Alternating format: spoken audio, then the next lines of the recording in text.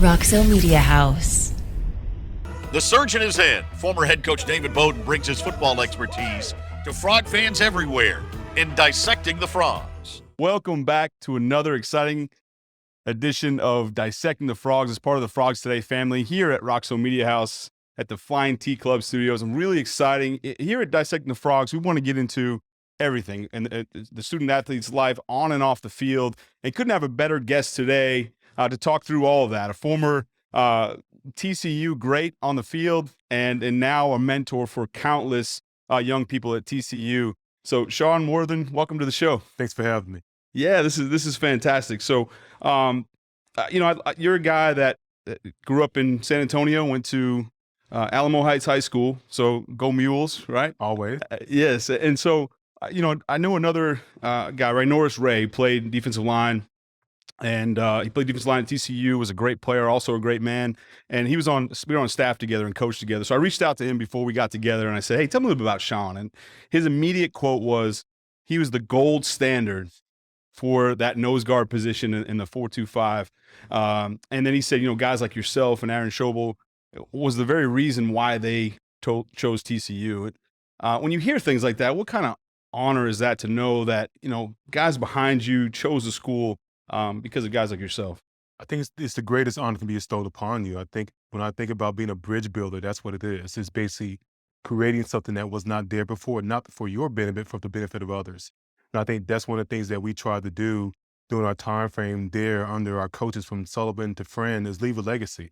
And that legacy was meant to outlive you. And I mean, many, many years later, I haven't played a snap of football, but you can hear some of our D linemen still say the same chats, say the same things that we said way back in 1997, 98, 99, and 2000, respectively, in terms of basically what you built. So basically, when you do something that outlives you, quite frankly, that's what it means to be transformative in your nature.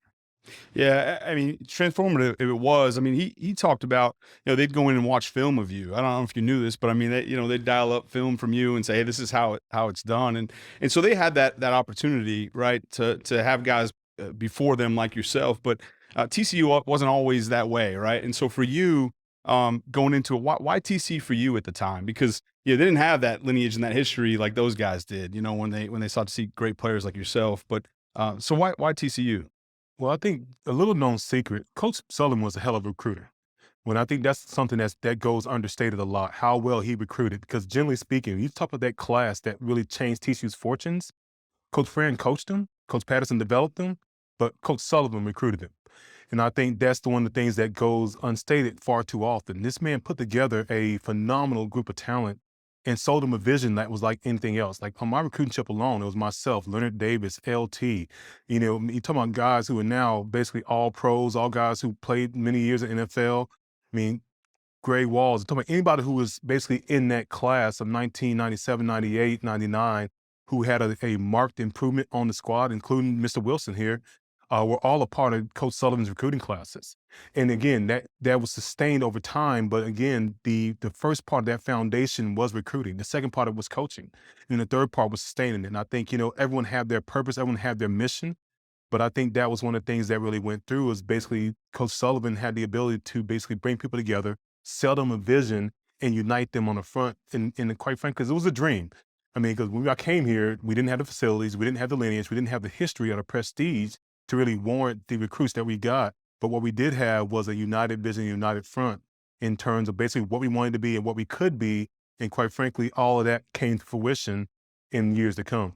Yeah, it sure did. I want to ask you about that vision. So because, you couldn't see it at the time, right? So you had to believe in it and you had to believe in Coach Sullivan, what he was selling. But, and I don't want to be disrespectful to that time, but we all know that there was some struggles before then. Very lean. Yeah. So what was that pitch like? What was that vision? What were they selling, that made it work to get, land such a great class? I think the crux of the matter was this. It was able to sell like-minded individuals doing collective things, collective behavior, group behavior. When you set up a college recruiting trip, you look to your left, you saw an individual who was basically revered as an athlete, you revered as in Dave Campbell's magazine back when that was the gold standard. You look at the pages and you ran through, I remember this kid, I remember this guy here. And we're all here together at the same recruiting trip. And then you get myself and Victor Payne in the same room, tell them like, hey, you're going to be our D tackle, our left and right D tackles. You look and you start have that reference for each other and you start to see that and you're like, okay, You see what they're cooking in their kitchen, and you sort of respect what's on the menu.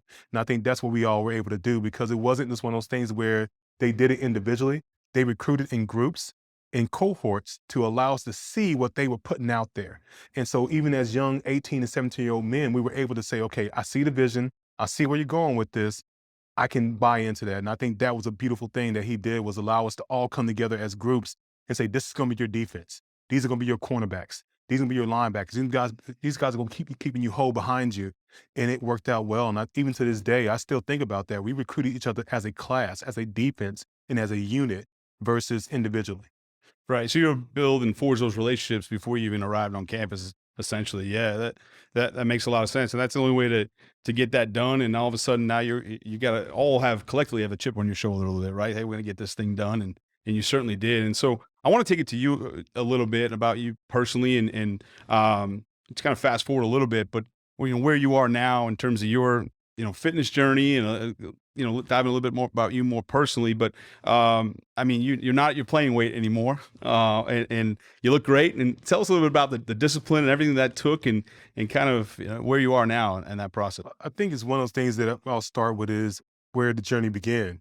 And it began where my athletic story ended. I mean, after you finish up playing football, no matter how well prepared you are for the opportunity, meaning I had my degree, I was through the master's program, I'd taken all the right steps to take care of myself intellectually, financially, but it still didn't mean anything in the grand scheme of things, meaning that there's going to be no greater joy that you have than being a pro athlete. But also, too, there's no greater fall than leaving pro athletics, no matter how prepared you are. And I think from Roger Staubach to Emmitt Smith, you'll have to see that same story play over and over again. Whether you had a Hall of Fame career or you were a Hall of Trash, quite frankly, being at that level is transformative. It's everything you wanted to be. It's the encapsulation of every dream that you had. And so no matter what happens, there's a form of depression that sets in. That depression usually sets in from an identity foreclosure that happens. And it's something called athletic identity foreclosure. And when your identity is ripped away from you violently and without any remorse. And overnight, you go from being Shawn Worthen, X, Y, and Z to just being Shawn, and being mundane, and being ordinary, and be amongst the average man, woman, and child that's in the street. And so that was a very hard pill to swallow. And for me, while I moved forward in my career, did the right things intellectually, did the right things financially, physically, I didn't care. And, and it showed up in my physical life. I gained a lot of weight, muscle turned into fat turned into more fat, and time was not my friend. And so it took me a couple of years to finally get that back under control, because my thing, as I mentored young men and mentored young ladies and people in athletics, what I found was I was speaking a truth that I wasn't living myself. And so that conviction that came about at the time, how can I tell you to be prepared? How can I tell you to be this individual when I'm not doing it myself? So I came to that realization, and I decided I want to make a change. So a few years ago, actually about 4 years ago, I decided I'm going to get to a weight that was sustainable. It started prior to COVID. COVID struck and gave me a sense of renewal. I mean, I had more time on my hands than I ever had. I was able to sort of have a regular type job, and I was able to get more workouts in and correct my diet and habits. And so it allowed me to focus. And then too, once you started getting back into feeling like I really, like my body and my swag started to match again, meaning that the attitude, the persona of who I am as Big Shawn started to match the body that was Big Shawn. And I really enjoyed it and loved that, and allowed me to have a different conversation and mentor relationship with my student athletes from that perspective, being back in a place where, not only was I revered for my intellectual prowess, but revered for my physical prowess as well again. I think that's a big thing for me. And I always tell people this, the biggest thing about losing weight or a fitness journey, no one understands the gravity of weight until you lose it. And so that's one of the things that I really try to encapsulate well with my students, basically teach them about having a dedication, having stick-to-itiveness, and creating a goal and sticking to it. And that's been another part of my testimony that I share with my student athletes to help them assimilate into, really atomic habits, if you will. Yeah, well, I'm sure that that's helped you impact even more.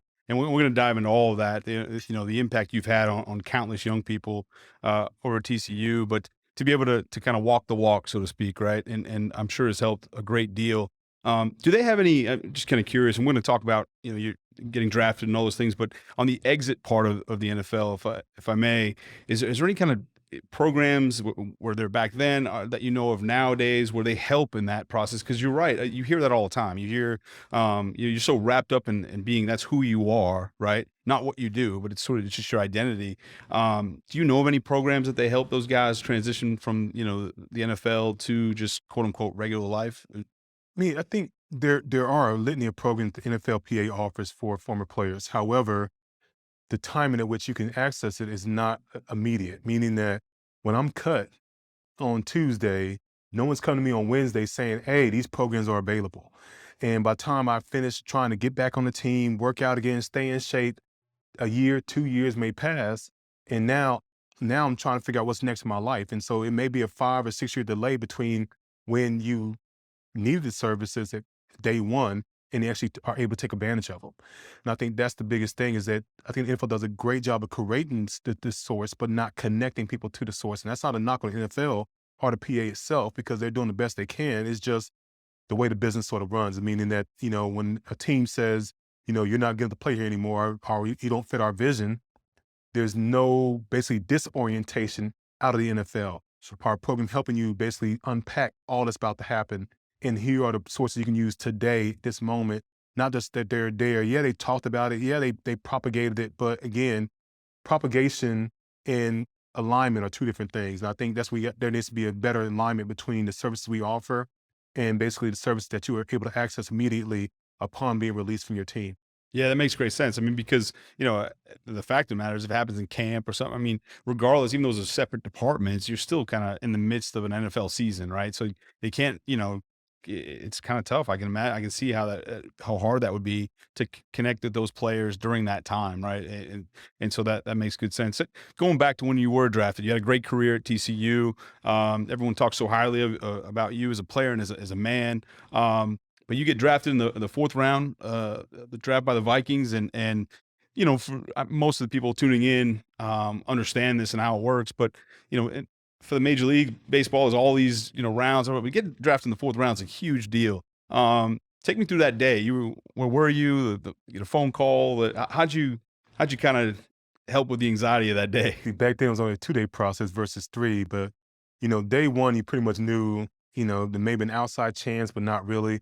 And so, but you start getting fielding phone calls. You start fielding phone calls, talking to your agent, talking to other teams, talking to scouts and different people who are basically throwing things in your ear. And so the second day when I knew I'd be drafted on, it was very nerve-wracking, quite frankly, because, getting phone calls, talking to people, well, we're going to take you this pick, and pick comes up and they select not only another player, but another D tackle, or something like that sort of happens. So it's like it's one of the most stressful times of your life because every pick, every minute, it seems like it's passing almost, in slow motion during that time frame. And so you are truly just, at angst because you don't know what's going to happen next. And, you're hoping, you're praying, you're almost basically willing it to happen. And then when it eventually does happen, there's this relief. And then, but also too, then it kicks in this whole idea of basically what took you so dang long. And so, and that was the way I looked at it from that perspective. And then, going to go over to, taking the next day, taking my first class flight ever to Minnesota. It was the first time I flew first class and understood what the difference was. And it really not that great of a difference, to be quite frankly, honest with you. But going up there, meeting with the defensive coordinator, meeting with my D-line coach, getting to see Minneapolis at that juncture. And it was a beautiful thing. And it basically was one of those things where it just solidified my choices in terms of I'm glad that I saw this thing through and I'm glad that it happened for me. And now I got to make the most of it. Right. Were you with amongst family at the time when you? No, I was by myself. I was by myself in my ratty apartment right there off Hewlett Street and at TCU. And I was just, me, myself, and I, because I just didn't, I didn't want other people making it worse for me. So I didn't know what was going to happen. So I'm like, you know what? And at that point in time, my wife now, my girlfriend back then, she was, I sent her away and told her to kick rocks and I'm going to be more, she didn't quite understand it. And I didn't go home. I just wanted to be in a point in time of solitude and be in a point of basically perspective so I could be ready for what happened next and whatever that next was. And I didn't want to basically have the fortunes of others in my hands at the same time, having my own life be in flux. And so I chose to be by myself and then subsequently got to enjoy by myself. But then I let them all join the celebration when I got back from Minnesota after my flight and then, went to see family, went to see friends and sort of celebrate with them. And sure, yeah. Take care of business first, and then you can celebrate a little bit. Yeah, a good bunch of my good close buddies and I, we had a nice celebration that we all remember many days. And so we've all tried to forget since. Yeah, that's right. I'm sure we all have those. So you go from there and you transition out of the NFL and successful in business as a real estate investor, and this is all going to kind of tie in when we talk about what you're doing currently. But obviously made some really good choices there. Tell me a little bit about that experience and transitioning. I know we talked about sort of the challenges of it, but you obviously did some things right when you got out and did really well. Um, how'd you get involved with that, and what was that like after getting? What really happened on a lark, honestly. I mean, it's one of those things where when I was playing for the Texans, we had a minority owner, and I went to speak at a school because I mean, one of the things I've always been passionate about is giving back to the community. And so I went to speak at a school that I was doing some work at. My nephew was going to school there when he was living with me, and then by happenstance, this kid was sort of having a rough day, and I talked to the kid and showed up for him, and then and subsequently, my owner stopped me in the hallway when I was going to practice one day. He's like, "Hey, that kid you showed up for is my grandson, and he's really thankful. And he thinks a lot of you." I'm like, "Well, awesome. Well, glad to meet him." And I want to have lunch with you. So he takes me to lunch and asks me what I want to do after football's over and what are my other career aspirations. And I start talking about it. So he came back to me about a week later and we had lunch again. And then he starts showing me basically what it meant to be in real estate, or what it meant to basically have a real estate plan, understanding city dynamics, what was going on, understanding how politics, real estate, and all that stuff sort of commingled and came together. And so he's the one who started a conversation with me, linked with other people who were doing real estate investment in the Houston area, and basically got to shadow some people, really try to learn the game from a hands-on perspective during the off season. One of the things I try to do is pick up a hammer as well, meaning that it wasn't good enough just to invest from a standpoint of sitting on the sidelines and putting money. I want to basically understand, logistics, understand, time lags, understand supply chain and the vertical integration of how homes are built from, basically a foundation being laid or buying a property, and then foundation being laid up to the place where you're closing. And so for me to do that, I had to do it from head up. And so I've been on many job sites, been crawl spaces, been on roofs. I know that was a dangerous part, a little too heavy to be on roofs, but nevertheless, I've done all that because of that opportunity. And I would be remiss if I didn't say it's really not me. It's more my brother than I. He's the wizard. He's the one that really truly is, the not only the brains of the operation, but quite frankly, the operation itself, because, he's the one that had the vision, the fortitude to sort of go out there and really make it happen. And I've just been lucky enough to have some good connections, and every now and again, maybe a dollar or two to throw towards an endeavor. Well, we're going to talk about those experiences and how it relates to what you do currently. And so for everybody, your official title, I want to make sure I get this right, but you're Assistant Athletic Director for Athletic and Academic Services. Is that right? The long title, but the crux of it is It's an important one. I'm the Director of Academic Services for TCU Athletics. And in that capacity, it does two different things. I mean, from student athlete term, we do everything from graduation all the way back to matriculation for our student athletes.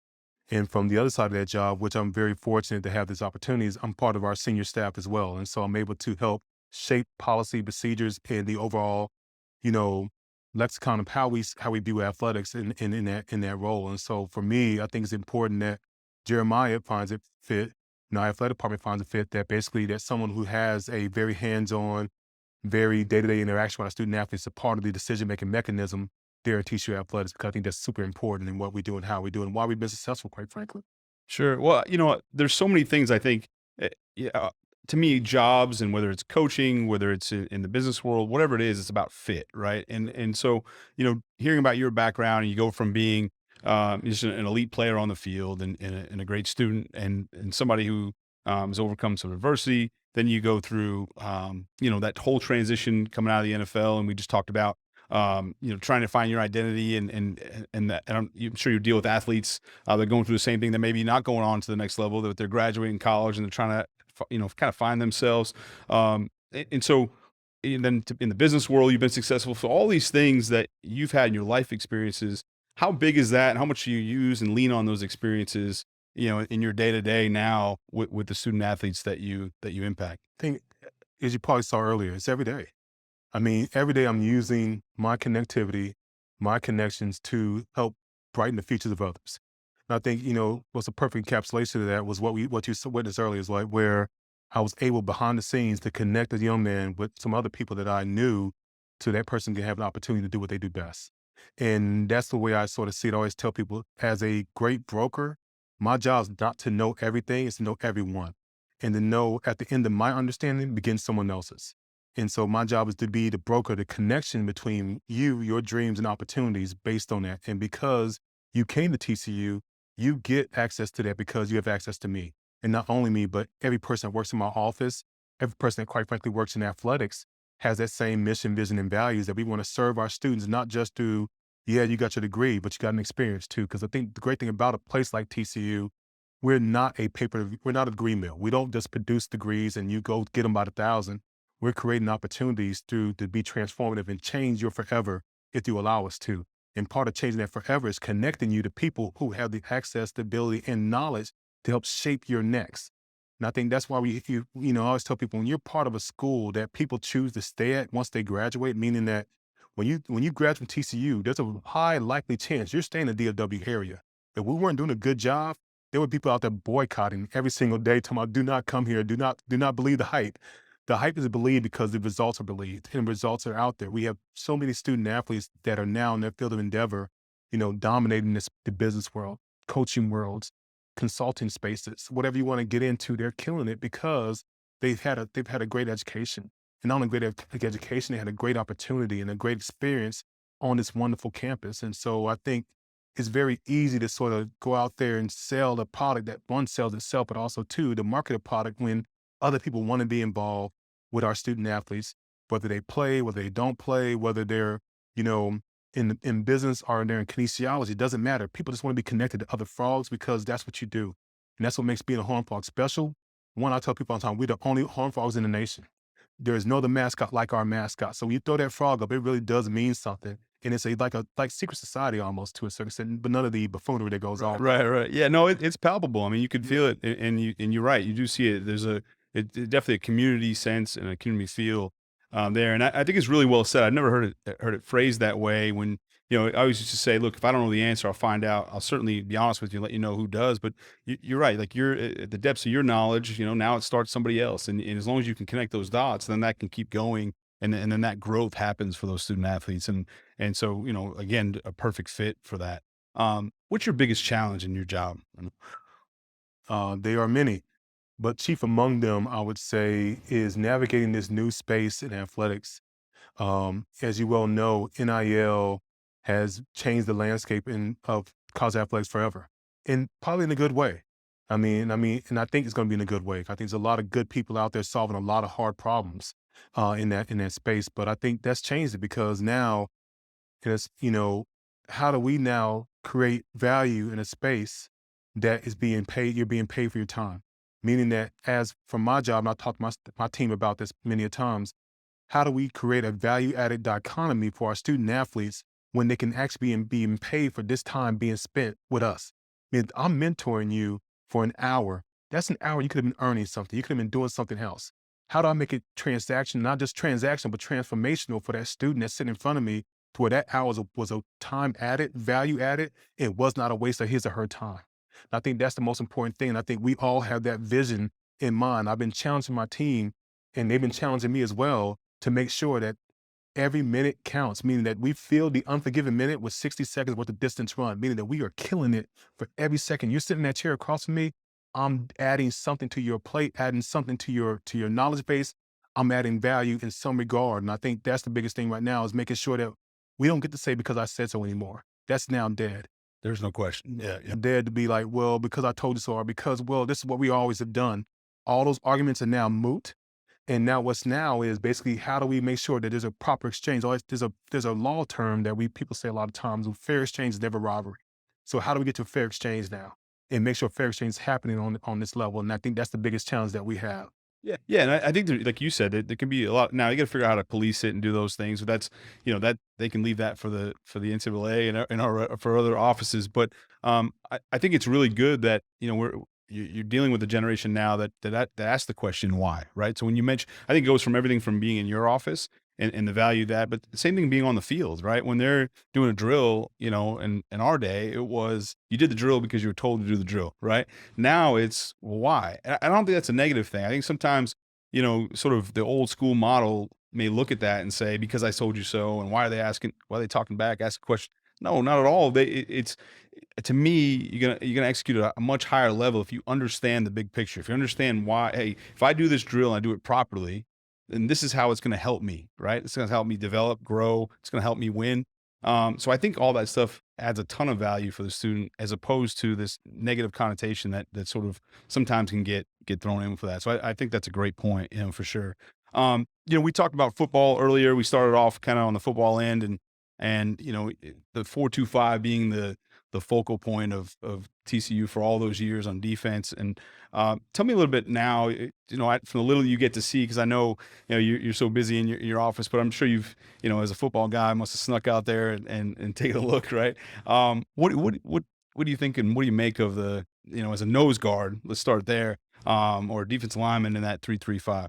Honestly, I'm very excited for what Coach Gillespie is going to bring to the table and what Sonny is bringing to the table as well.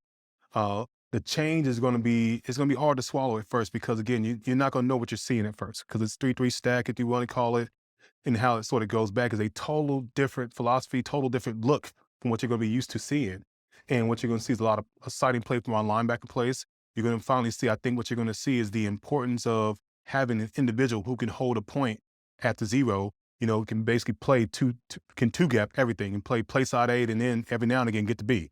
And I think, those who love football understand what I'm saying, like being that kind of guys, throwback to old Ted Washington days, some of the great big nose guards that can put their hand down and just basically dominate the middle and command a double team, and what that meant to have that captain of your defense be anchored at the zero. And I think that's going to be some of the new wrinkles that we have, but also to allow our athletes to shine, quite frankly, meaning that, you're going to have we got some great linebackers right now, some guys I think they're going to put some helmets, into a few chests here in the fall, but they're going to be able to run, jump, use their athleticism appropriately, find some things that really meet this new age offense, meaning that, our offenses now are quick hitting, open pass. The pass game is the run game. The run game is the pass game. And so it's a very different space. And I think we have to evolve with time. I always tell people either you evolve or die. And this is the first step in our evolution towards meeting and surpassing our competition athletically and on the football fields. Yeah, it can almost be more fun, I would imagine, too, for defense linemen in that stack, as opposed to, you talk about that point in the defense and the two gap. Well, and that typical, traditional odd defense, it was a two gap thing, but now it's so much movement, right? Because of all the games and stunts and blitzes that bring in, that those guys get to move all over the place. So your constant movement up front, I got to imagine that's got to be fun for a defensive lineman. Nobody wants to make plays. No one wants to just basically, hang their hat on. Well, I took on a bunch of double teams, and my linebacker made 300 tackles this year, and I had 2. Sure. At this point in time, I want to have some fair exchange. I'll take 100 of those 300 you got there, and we'll go from there. And I think that's the idea I think that Joe's bringing to the table, but also too, really looking at it from a standpoint of making more tackles behind the line of scrimmage. I always tell people, like, playing on their line of scrimmage is the aim. Being able to play behind their heel line, play on their side of the ball, having huge gains, huge losses, and things as such are what we're going to be looking for. And I think really playing a more aggressive, predatory style of defense in terms of basically we're going to predate your line of scrimmage, make plays behind there, focus on the rock, make you make bad mistakes because we make you act quicker than you want to. I think it's an important fact. I don't think people think about that. Really, you talk about the average play being less than 3 seconds. If I can change it by half a second, a few milliseconds, I've now shifted the whole dynamic of that play. And so I think that's what we're able to do here with the blitzes or gains, stunts, the movements, the multiple looks at one point in time is to basically to cause that small fractional delay that ends up having things fall into our favor.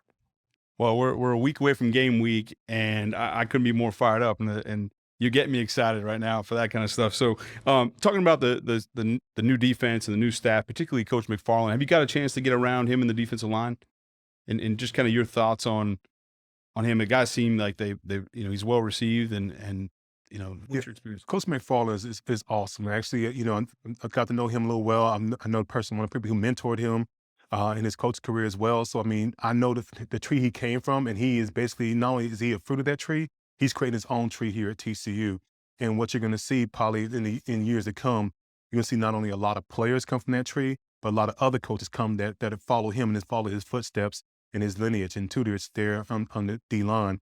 I think it's taking you got to be a special kind of someone to really coach a D-lineman well, get them to produce, and quite frankly, turn over at the rate that he's doing right now, and get them to buy into a new system. Like, with very few exceptions, most kids are coming from a different system, transferring from a different one skill set and one belief to where I can now transfer my skill set into this new system. And I think he's done a great job of helping them see And I always tell people, like you talked about earlier about the why, everyone knows what we do as D linemen. They know what you're doing out there. Very few know how you do it, and even less know why you do it. And I think he started with the why to the how to the what. And I think these kids really appreciate that whole threefold ministry that they're getting in that role. Yeah, he seems like a tactician, and those guys have really. You're right about it. There's a renewed sense of energy around that group. I mean, they're constantly flying around. As soon as they break the individual, the D line always the first one to get to their spot. I mean, and that says something, right? It says something that they want to do that for their coach, and so it's a great sign. Want to wrap up and finish up with a couple things.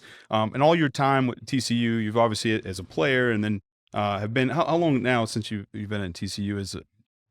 In my current role, I've been here about 10 years now. 'Cause I came back in 2012, I think it was, when we first came back into Big 12. And so it was my first year as a director of academic services, and I've been there ever since. So in all that time, aside from the physical changes, right, the brick and mortar that goes up, what's the biggest change that you've seen from your time as a player at TCU to currently? I think it's the shifting to a business mindset, meaning we went from the mom and pop shop from a university perspective and an athletic perspective to being a major corporation, meaning that we're going to operate and move like a corporation, but keep our humanity at the same time. I think that's the key difference. We're going to be this Fortune 500 company that acts like Chick-fil-A down the street from you, and I think that's the important difference between us and other schools that go unnamed, is that basically we are now somehow or another finding ways to maintain our humanity, maintain our common touch while having this royal status. And I think that's been the biggest difference. And the crazy thing that we've been able to make this fine tune and make this walk of keeping, a huge business, but yet still personable has been phenomenal. I think it's the difference in why we are where we are as a school and where we're going to be as an athletic department. Yeah, I think it makes a lot of sense to me. It's kind of a microcosm, or maybe one and the same. It's Fort Worth, right? You look at Fort Worth as a major city, all the amenities of a major city, but yet you have that personal feel, right? You have that family type environment, you have that community, small community type feel, and I think TCU represents that, really well. And so, I want to end with this because if anybody takes anything away from getting to know Shawn Worthen and through this talk is your impact on the countless young people and maybe guys don't walk up to you, or young ladies or young men don't walk up to you while they're in school. Maybe they do, and let you know this. I'm sure you get that down the road, right? The light bulb goes on and say, wow, I'm so grateful. Tell me a little bit about, leave us with this, just maybe a couple examples, but also what that feeling's like when you finally have that breakthrough, right? I mean, we're all, at least I'll talk about myself, as a knucklehead in college, and thank goodness, I thank goodness every day, and thank God every day for the people in my life, like yourself, that takes the time to invest in young people. What's that like, and how fulfilling is that for you? I mean, it's the reason why we do it. It's what keeps you coming back. It's like a good golf shot. We don't tell the story about all the ones we lost, tell the ones we made. And I think for us, it's about the impact that we have and make on student athletes that creates this fair exchange. I always tell people, I'm giving you my passion, my resourcefulness, my mentorship, all my knowledge and my wisdom. In exchange for that, you're giving me your youth. And so I believe that to be fair exchange, because one thing I'll never be again, I'll never be young again. But what I can be is understand what it is to be young through the shared experience. And that's what I'm getting out of this mentor relationship, and make sure that you're giving me all this, which is super valuable to me. I'm giving you a return, something that's super valuable to you. And I think that's what's really made this mentor relationship different over the years. And I always tell people who come in our profession, my young team members, is that you got about 3 or 4 years before you get your first thank you. And I think the biggest thing is, like, every year there's somebody that comes out of woodworks, and when I'm feeling down and not feeling it anymore, I get a social media post or a text message out of nowhere from a young man or young woman that I've been mentored, and saying, hey, thanks for this, thanks for that. Or you'll get on a game day, I'll have 30, 40 former student athletes run up to me and introduce their kids, and this is the guy I told you about, Big Sean, that's my guy. And or meet somebody's wife, and there's that same story. And I think that's the beautiful thing about what we do, is that, one of the things I really do firmly believe in, when you go other places, when you leave, you help yourself. When you stay, you help others. And I think that's been my main thing, is to stay at TCU to help others and be a resource not only for them, but for the many others who are going to follow my footsteps. Because TCU, like I said all the time, I'm being from San Antonio, some of my history, but college changed my life. It changed my forever. Coming to TCU changed my story completely. And because of what TCU did for me, I want to have that same experience happen for every student athlete that I touch. I know the transformative nature of teaching, what it can do for others, and I want to do for every person that walks through that door. And that's my aim, is that I want this TCU to affect you the way that it affected me. I want to make lifelong friends and relationships that have not only served me well, but served my family well and change the fortune of the last name that I carry. And I think that's my mantra going into it. So how can it not come back in return? I think when I talk to my student athletes, that's my aim. And so for me, it's never about me. It's always outward faces. It's always about them and what I can do to make sure their experiences matches mine. And just anywhere close, I know this a win for them. Well, I'll tell you, that's your aim. And you talk to anybody that you've been involved with, you're hitting the mark for sure. And to say you can never be young again, you've gotten in the weight room and you're looking younger again. Yeah, absolutely. Keep Father Time away. Yeah, that's right. That's right. Well, that's all we can do. Well, look, I really appreciate you taking the time with us and thoroughly enjoyed it. And I'm glad, those out there, viewers got a chance to get to know you a little bit, and you're always welcome back here at any time. Really appreciate it. For Shawn Worthen, I'm David Beaudin with Dissecting the Frogs. See you next time.